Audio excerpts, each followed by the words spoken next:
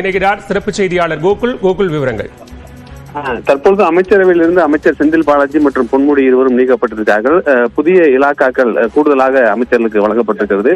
குறிப்பாக போக்குவரத்துறை அமைச்சர் சிவசங்கருக்கு அமைச்சர் செந்தில் பாலாஜி வகித்த மின்துறையானது கூடுதலாக வழங்கப்பட்டிருக்கிறது. முத்துசாமிக்கு மதுவிலக்கு ஆணையத்திற்கு கூடுதலாக வழங்கப்பட்டிருக்கிறது. அமைச்சர் ராஜகண்ணப்பனுக்கு அமைச்சர் பொன்முடி வகித்த வனத்துறை மற்றும் காதி 2 துறைகளும் கூடுதலாக வழங்கப்பட்டிருக்கிறது.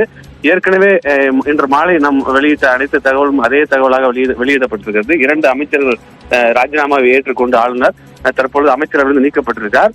புதிய அமைச்சர்கள் யாரும் சேர்க்கப்படவில்லை. 3 அமைச்சர்களுக்கு இந்த இலாக்காக்கள் ஆனது கூடுதலாக வழங்கப்பட்டிருப்பது ஒரு முக்கியத்துவம் வாய்ந்ததாக பார்க்கப்படுகிறது. இது குறிப்பாக ஆளுநர் மாளிகையில் பதவியேற்பு உள்ளிட்ட இந்த நிகழ்வுகளும் நடைபெறாது என்ற தகவல் இருந்த நிலையில் அதை உறுதிப்படுத்தும் வகையில் புதிதாக எந்த அமைச்சரும் சேர்க்கப்படவில்லை. இருக்கக்கூடிய அமைச்சர்களுக்கே கூடுதல் பொறுப்பானது வழங்கப்பட்டிருக்கிறது. மீண்டும் ஒரு முறை சிவசங்கருக்கு, போக்குவரத்துறை அமைச்சராக இருக்கக்கூடிய சிவசங்கருக்கு மின்துறை ஒரு முக்கியமான துறை மின்துறையானது வழங்கப்பட்டிருக்கிறது. மதுவிலக்குத்துறை ஏற்கனவே முத்துசாமி அமைச்சர் செந்தில் பாலாஜி சிறையில் இருந்த போது அந்த துறையை அவர்தான் கவனித்து வந்த நிலையில் அவருக்கே மதுவிலக்குத்துறையானது கூடுதலாக ஒதுக்கப்பட்டிருக்கிறது.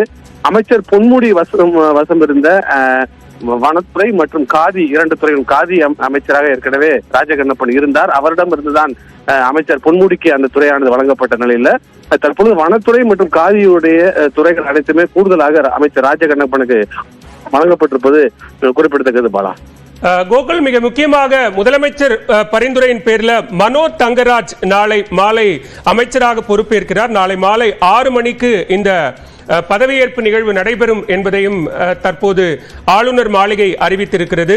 அமைச்சரவை மாற்றம் தொடர்பான மிக முக்கிய அறிவிப்பை ஆளுநர் மாளிகை வெளியிட்டிருக்கிறது. திரு செந்தில் பாலாஜி மற்றும் திரு பொன்முடி ஆகியோருடைய ராஜினாமாவை தொடர்ந்து அமைச்சரவையில் ஏற்படுத்தப்பட்டிருக்கிற மிக முக்கிய மாற்றங்கள் தொடர்பான அறிவிப்பு வெளியாக இருக்கிறது. அதே நேரத்தில் மனோ தங்கராஜ் மீண்டும் அமைச்சராகிறார். மாலை 6 மணிக்கு ஆளுநர் மாளிகையில் அமைச்சராக பதவியேற்பார் என்கிற தகவலும்